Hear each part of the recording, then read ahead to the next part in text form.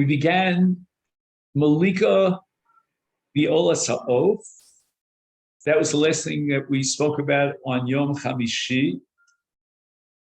And we tried to get a little bit of an image, a picture in our minds of how Malika is implemented.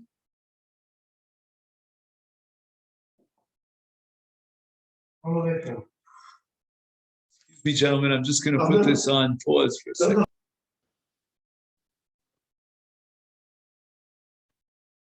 We had a discussion about exactly how the Kohen is going to hold on to the oath in one hand, in his right hand, and achieve Malika with the nail of his thumb. And basically, he's holding on to the head of the bird between these two fingers and the legs of the bird between these two fingers, and then he's able to implement Malika. This is all as far as Olas HaOf is concerned. And we stop with a paragraph. Maybe, Steve, you can point out to Ben which paragraph we're up to. Yesh Misha Kasa. And he quotes an interesting shita in the name of the Rambam that Oches HaOf Biyad Smol. He could actually hold the bird in his right hand. And that's going to make Malika a heck of a lot easier. You know, we said that Malika was min avodos hakoshel shebekodshim, in order to do this all in one hand. But the Rambam holds it's a pretty easy enterprise. Why? Because oches esa'of biad smol, toche v'sa'or, ubo shnei asimonim bein ha'etzbal agudol shebiyamin. So basically, all he has to do is open up the two simonim, expose them in his left hand, and then molek ba'agudo shebiyamin. He takes the thumb in his right hand, which is perfectly free, and he does the malik of the two siman. Is that a video or the Rambam seems to say that that's how malika should be done. Because isn't avodah supposed to be yamin anyway? It seems like. Correct, but we thought the avodah yamin requires not only the malik itself, but holding on to the oath. So the whole Ganze business has to all be in one hand, which is extremely complicated. But now it's saying no, he can use both hands because the avodah is the malika. That's the makav patish, and that he can do with his right hand. Rambam really relieves the pressure. You know what I mean? The interesting thing is that if you take a look at the footnote here on the bottom, you know, we're learning the hakdama of the Mesifta. Sometimes we look at the footnote, sometimes not. Reish Pei Beis, he says that's the Rambam Pirush HaMishnayos. This is a Rambam in Tzvachim and Pirush HaMishnayos. You wonder why the Rambam didn't codify this in the Mishnah Torah. Maybe he changed his mind. You know, the Rambam wrote to be Pirush HaMishnayos when he was 30. The Mishnah Torah wrote when he was 60, 30 years later. Tam Asiyas HaMalika B'Keren Tromis Mizrachis. This gets a little bit complicated, but we'll try to get to general. A lot of what we're going to do now depends upon the Sefta Midos, you know, to get an idea of where and in which direction the Mizbeach was facing. And on Thursday, we came to the conclusion that the Malika should be done on the side of the Keren, on top of the, not the Yisod, but rather the Kohen is standing on the Sovev. You may remember that the Sovev is like halfway up to the Mizbeach. You'll see it a little bit in the diagram. And if you look, he's standing on the Keren Dromis Mizrachis, the southeastern corner of the Mizbeach. Why? Because ostensibly, the preferred corner for him to do this, because of the structure of the Mizbeach vis-a-vis the Heichal, he should be doing it more towards the Heichal. And the Heichal would be on the western side, you know, as you go into the Beis HaMikdash. Mishum shehi keren akrova Yosef b'mokom hadeshen. There are major parts of the oath that have to be sent into the deshen for burning. They're not burnt on the Mizbeach. And the deshen was located right there in proximity to the Karen Dromus Mizrachis. And that's where he would chuck the Mora'ah and the Notza. That means certain parts of the kishkis of the animal, of the bird, and the feathers of the bird. And we're going to get to that a little bit later. And Mokom Hadeshen nimtza b'tzad mizracho shel kevesh. By kevesh ayu b'daram hamizbeh. So if you add to 1 and 1, you get 2. You have the deshen that's on the mizrach, and the kevesh is on the daram. Unfortunately, he doesn't give you a picture of it here, but we can imagine what it looks like. You're talking about the daram. The daram is the side where he goes up the kevesh, and the deshen is placed on the right side, which is on the mizrach side.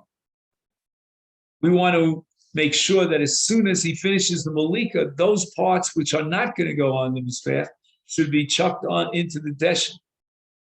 It's therefore Karen Asmucha B'Yoser, the closest to the malika is the Karen Dromus Mizrachis. Omnam im hayu harbe of. If he's got a myriad of ophos, below hayu mokom lasosa al hasovev sham. So he can't do all the malikot when he's standing at that corner of the sovev. Is yachol hakohen lasosa b'karen dromitz ma'arav, so he can turn towards his left, and he's still on the daram side, which is near the deshen, but in this case, he's on the western side, so that it's the closest keren to where he began on top of the sovev. Ben, why don't you say hello to somebody? Now, Shalom Aleichem. this is done. You can't see. How are you? Hi, Ben. How you doing? You're looking great, man. Mazel tov on the recent wedding. Thank you. Okay. Last time I saw you, Ben, was at a bar mitzvah. Bat mitzvah. Sorry, bat mitzvah. Yes, beautiful picture. I still remember your Gemara Torah. Sorry about that. Oh wow. Okay. The brave-hearted you have there, Rabbi. See, the advantage of Zoom is that you can carry a person. You know, we did a tnufa Don Trensky. We lifted him up. The only thing I couldn't accomplish in Zoom was shaking you. You know, I wanted to shake. I can say I've been uplifted by Rabbi Berzon. Oh. Okay. Now the question we're going to address is the following question: When the Kohen does malika, does he actually separate the head of the bird from the rest of the animal? Malika amura, top left on Tesvav, biolasof hi bahavdola, which means, and we're going to see something different in Chatasov, but now we're doing Olasov, that the malika means that he cuts it through and through. That's called avdola, to separate the head from the body. Shemilvad shechotech shidra umafrekes b'shnei simonim achakach chotech esrov abosra nitcha umavdil harosh min aguf legam kolel haor. So this malika is accomplishing the following things, the following elements. Number one, he's going to be cutting the spine of the bird. He's going to be cutting through both the esophagus and the windpipe, the two simonim, and he's going to be cutting the basar anicha, whatever flesh is still attached. He's going to be detaching it through this one act of malika, and the entire rush and the guf are separated completely. And again, to you and I, it sounds like a technicality, but it's a big deal because the question is whether the Olasa Ov is kosher or not. And again, we don't know the the Torah's philosophical reasons for this, why Havdalah has to be implemented. Then there's something called Mitzi Adam, means after the Malika, the Kohen takes the rush and the goof, which he has separated, and he holds in his right hand. And then what he does is he pushes it, squashes it, so to speak, against the corner of the Mizbeach. Again, he's talking about the right corner, which is the Mizrach corner, and he's got to do it in the lower half. He's actually bends down to do this because the Sovev is in the middle of the Mizbeach, and the Mitzvah Adam has to be done in the lower half of the Mizbeach. I'm sorry. Did I get this wrong? Sometimes I confuse all this often. The Achar Amalika HaKohen Lokeach B'Yad Yeminis HaRosh V'Dochal Zovis Kira Mizbeach. Oh, sorry, I made a mistake. Michetzi HaMizbeach L'Malo.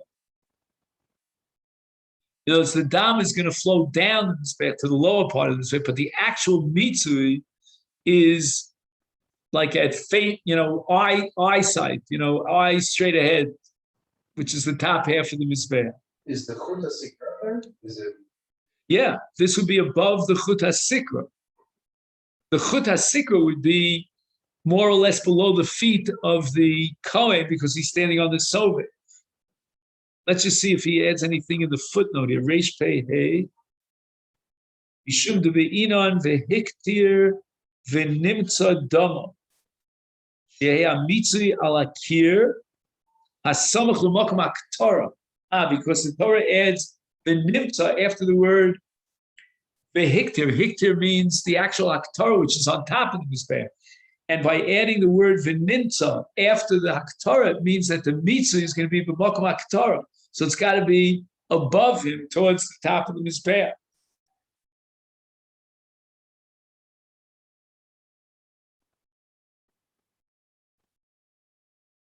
Okay. Achar kach. Okay, so he's done the Malika, he's done the Mitzvah Adam. He has pushed it against the wall of the Mizbeach. The dam is now flowing down. The Achar kach, Oches es harosh bilvad, v'dochako shuv al kira Mizbeach, ad she mitmatzei kol domo al kira Mizbeach. He's got to do a second Mitzvah Adam. Right, the first Mitzvah Adam is the goof and the rush together. But there's still dam left in the rush, even after he pushes it against the kir of the Mizbeach. Now he does a second Mitzvah on the rush, and more dam is going to flow down on the kira Mizbeach. He tells you here that this is a Sugi in Zvachim on Daf Nun Dalet and a Sugi Menachos on Daf Beis. And he goes through a little bit more detail on the bottom, the bloody details here of how he squeezes the oath between his fingers in order to get the dam out.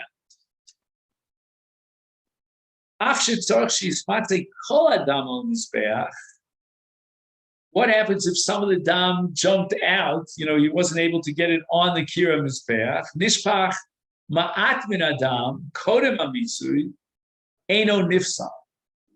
You and I would have said that since the mitzvah of mitzvah adam al mizbeach requires that all the dam be squished and pushed onto the mizbeach, if some of the dam fell before he implemented the mitzvah, and now he can't do mitzvah on all the dam, it should be possible.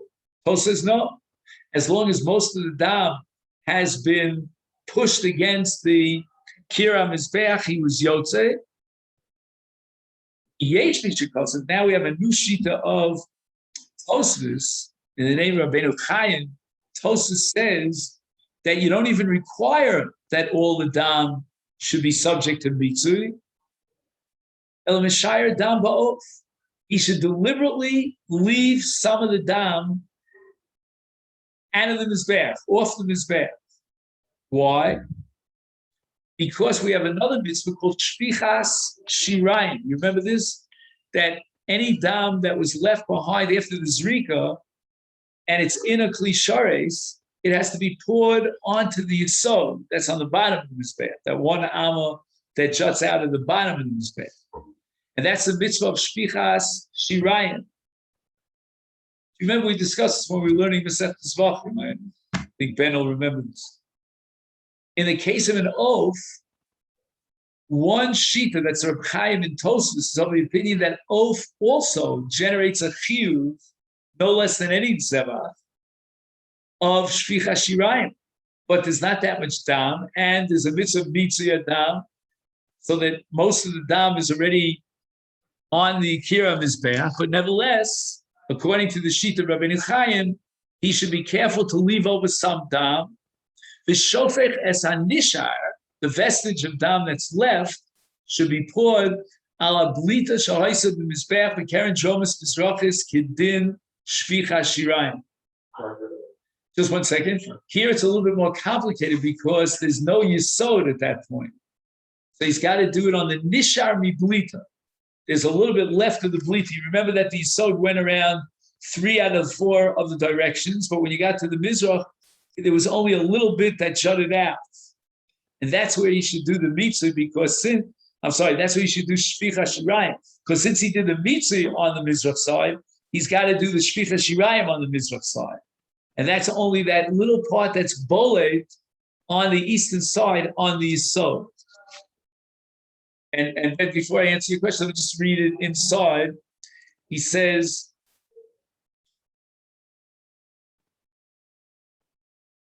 Shofeches hanishar al blita shahaisa b'mizbeach o b'keren dromis mizrachis.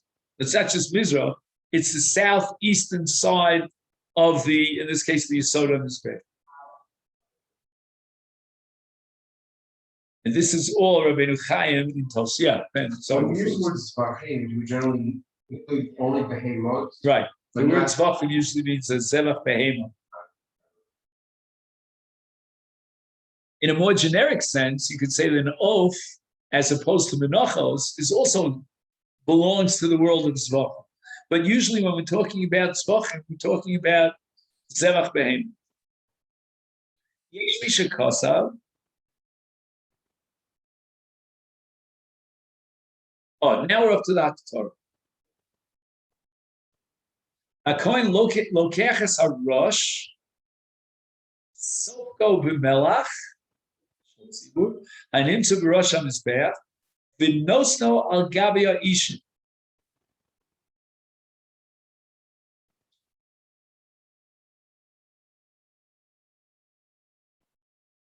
Now I'm going to assume he needs Yamin over here. What does he say here? Ein din zrika. Interesting. Why does he use the word nos? You remember we spoke about Haktorah al Gabi Mizbeach, and we said that the Emurim are carried up the Kevesh by the Kohen, and he gets to a point where he could throw the basar of the Emurim onto the Eish of the Maroch. So he has to throw it. Just like there's a din of Zrika al Gabi Mizbeach, there's also a din of Zrika Emurim for the purpose of Haktorah al Gabi Mizbeach. However, in the case of Olas HaOth, we're not going to recommend Zrika, but rather Nesina. He's going to actually place the head of the bird onto the fire after he salts it and so forth. He points out that the salt has to be Michal Tzibur, because anything that goes on the Mizbeach has to be Michal Tzibur. And in the case of Olas HaOf, he's going to purchase Melach. And you remember that we spoke about a Beis HaMelach. They had a special chamber where they kept the Melach. And he draws from that chamber in order to complete his mitzvah as a preparatory stage for placing the rush of the Olah onto the H, in the case of an oath. However, what's left of the oath, he took the head after the mitzvah and he placed it down onto the Eish. What's left is the Morah V'Notza, right? The esophagus and some of the intestines and the feathers of the bird. Achar kach notel haguf ha'of. Otech es evrei ha'ikul shel ha'of. We're talking about the gastro system of the oaf. The kishk is what we call. V'nikra mora'ah o zefek. Zefek, if I'm not mistaken, is that part of the esophagus of the bird that opens and closes. I'm not sure what it's called in English. You can look it up. V'cheinotos ha'kurkuvan. Right, the kurkuvan is near the navel. The gam es hanotza. Add to this the feathers of the bird and the or and the outer skin of the bird. Shekeneged azefek. Mashlicham, or now it's hashloch. Until now it's nesina. El beis hadeshen. Shahayel itzad hakevesh. And it's on which side of the kevesh? The Mizrach Daram side of the kevesh. The Gadol Kochim Shel Kohen. She'en lecha kal shebe'ofos yoser mimora v'notza. Right, these are the parts of the oaf that are very light. Upa'amim shakoin zarkom yoser mishloshim am. That the Beis HaDeshen could be at a distance of even 30 amma from the kevesh. And the Kohen would have to take all these parts of the bird, minus the dam that's already on the kiram spech, minus the rush that he threw, I shouldn't say throw, he placed on the marocha, and all these other parts together, he's got to throw 30 amma to reach the Beis HaDeshen. And Gadol Kochim Shel Kohanim. The Kohanim are very tough. They're, bodybuilders and weightlifters and all that stuff.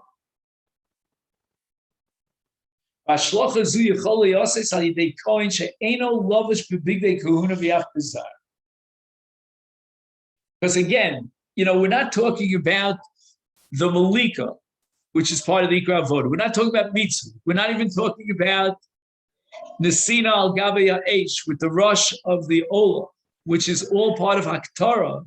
Now we're talking about getting rid of into the Beis HaDeshen those parts that don't go on to the Mizbech. And for that, you don't even need a Kohen. It's not an Avodah.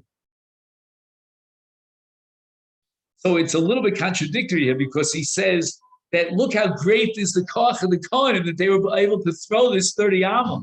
But now he's telling you that you don't even require a Kohen.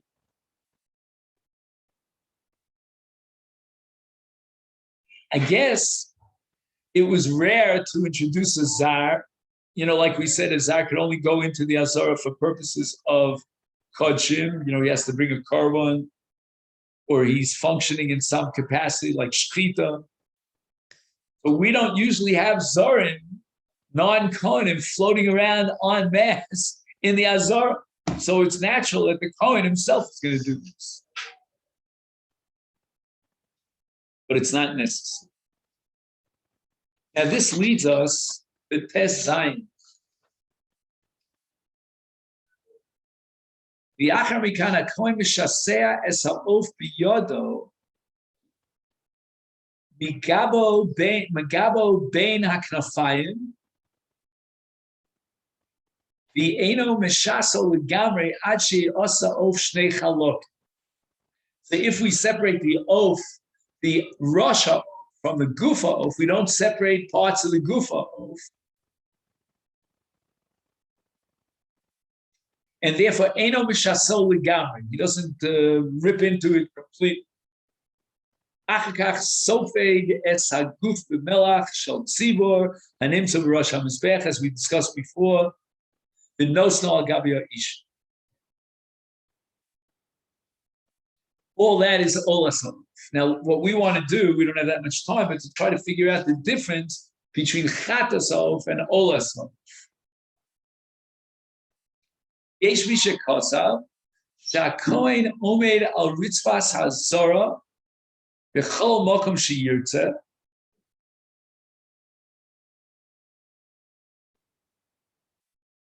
In other words, as opposed to Olas Ha'of, the Kohen is standing on the Mizbeach when he does the Malika. In Chatas Ha'of, according to this one opinion, he doesn't have to be standing on the Mizbeach. He's not on the Sobit.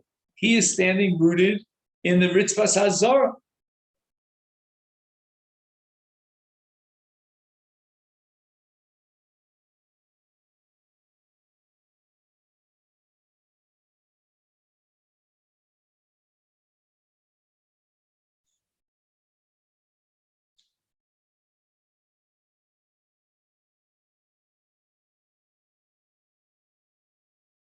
See, the trouble is he doesn't tell you what's the requirement in the case of Olasof.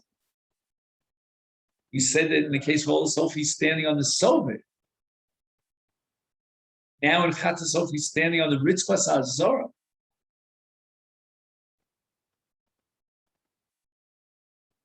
They're two different acts.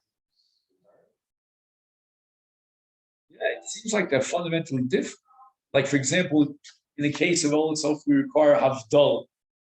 He separates with the Malik, he separates the head from the body. In the case of Chatasof, Torah says Lo Yavti, the separate la, counted in Taryag, but he's not allowed to separate the rush from the body. Now we're seeing another difference that in Chatasof, which is apparently a more aggressive Kohanic avoda.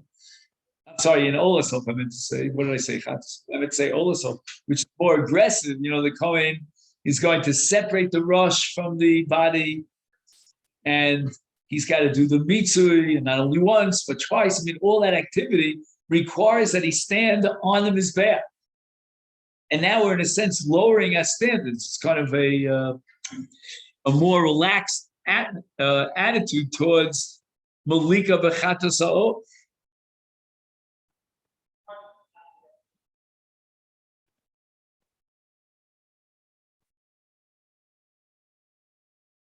And I suspect, again, I hope I'm not saying something that's totally philosophical or speculative, but I think in the halachic framework, you could say that in Olas Ha'of, it's the Kohen and the Mizbeach. Again, all the junk that goes into the Beis HaDeshen, that's let Azar take care of it. But in terms of the Avodas HaKohen in Olas Ha'of, it's like the Kohen and the Mizbeach. It's like a joint effort. The Kohen has to stand on the Mizbeach. In the case of Chatas Ha'of, that's not the case. The Mizbeach is playing a secondary role. It's just a hemshech of the Malik. The Malika was in order to get the dam for purposes of Mitzui Adam. That's it. We don't find that the Mizbeach, in the case of Chatas Ha'of, will get anything else. In Olas Ha'of, we gave everything to the Mizbeach except that which we sent to the Beis HaDeshen. So it could be that what we call a pol yotzer, a result of the fact that the Mizbeach really doesn't get much out of a Chatas Ha'of, the Kohen doesn't even have to stand on the Mizbeach. For that matter, let him be anywhere in the Azara. Yesh mishakasim she'omed al haritzva smucha lekeren dromis maravis, that he should be situated on the floor, standing on the floor of the Azara, but close to the keren dromis maravis. He doesn't tell you why, but oches es ha'of me'al gabe avir hayisod. He doesn't tell you why, but he should be holding the oaf above the airspace of the Yisod.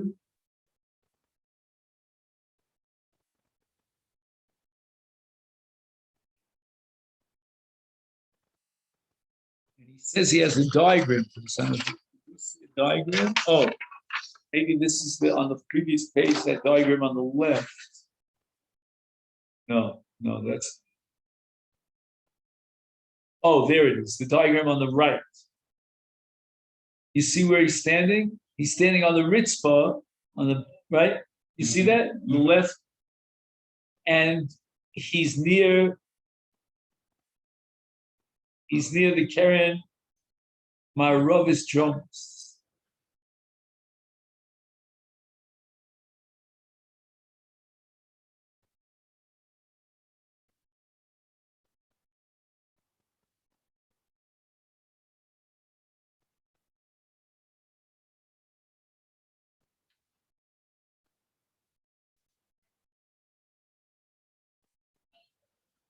Oches es ha'of, molek es hachatus min ha'oref, shelo ba'avdol.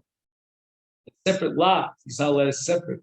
El molek mafrekes u shidra b'shnei simonel b'rov basar v'eno mavdil sarosh min haguf legam.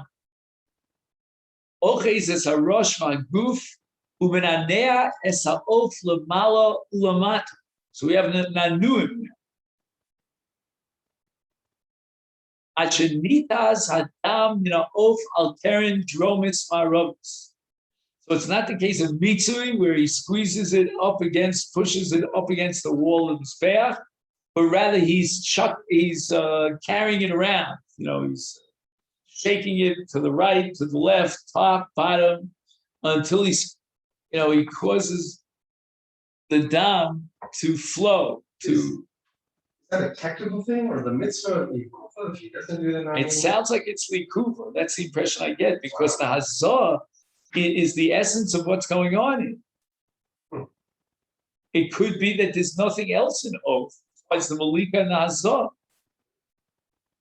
In a zebach, we have shchita, and then we have zrika.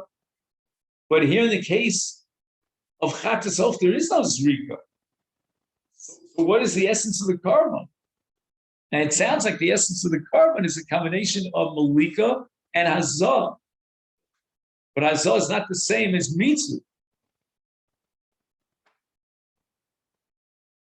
It's almost as if he's shaking the bird until its blood comes out.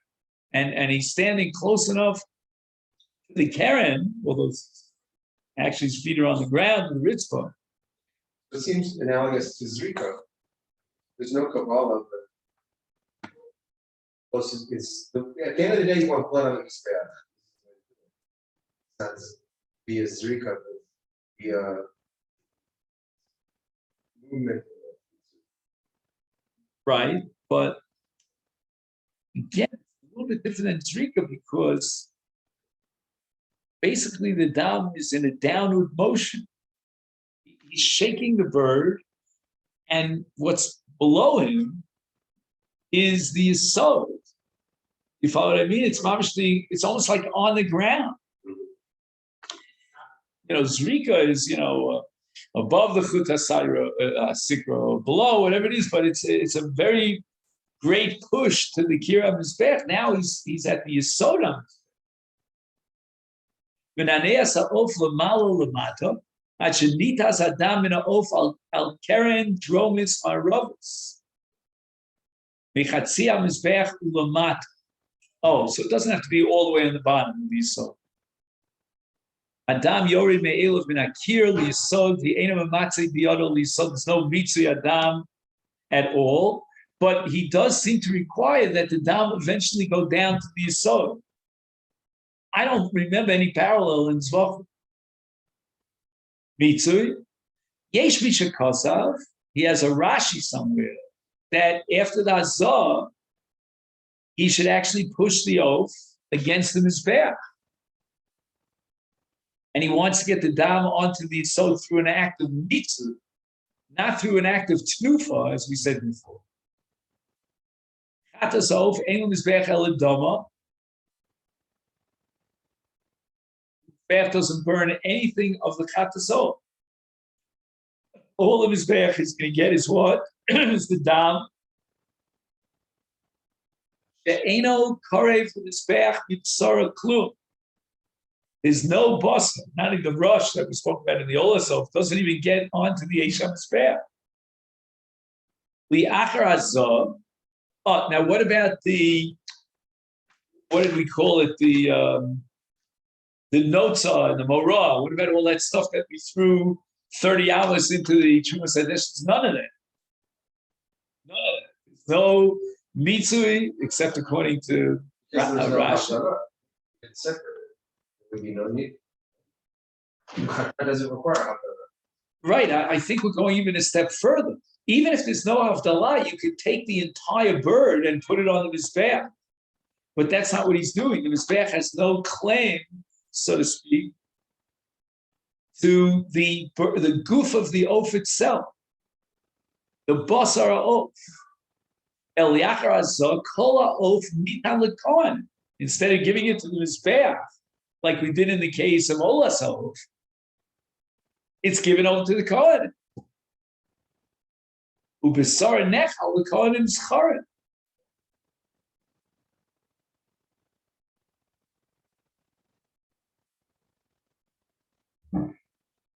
Again, I don't know how much there is to eat of this bird. It sounds a little stingy, but that's what he has. So again, when you talk about the mizbeach in the case of Chatzos, what do we give the mizbeach? Nothing but the dam, and even the dam seems to be low down on the mizbeach. There's no mitzui.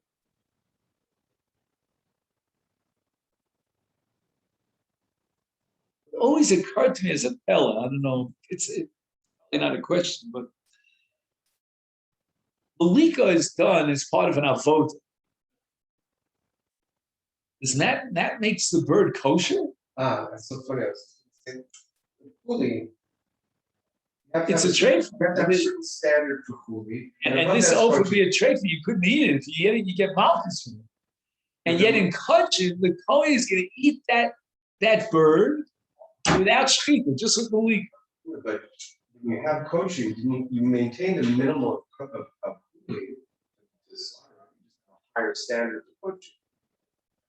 Well, yes and no. I mean, he's not using a knife. In Hulu, we need a knife to cut the two simon or something very sharp. Right. It seems like.